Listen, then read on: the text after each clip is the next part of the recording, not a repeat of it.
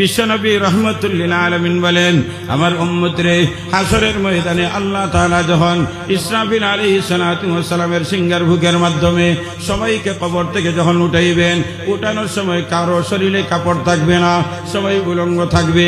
আম্মা জান আয়েশা সিদ্দিকা রাদিয়াল্লাহু তাআলা জিজ্ঞাসা করেন, ইয়া রাসূলুল্লাহ, ইয়া হাবিবাল্লাহ, ওগো নবীজি, হাসরের ময়দানে যখন মানুষ কবর থেকে উঠবে, আপনি বললেন সবাই উলঙ্গ থাকবে, ওই সময় হায়া শরম লজ্জা বলতে মনে হয় কিছুই থাকবে না।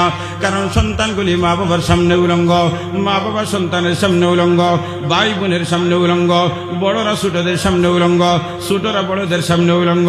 ওই সময় কি হায়া শরম থাকবে না?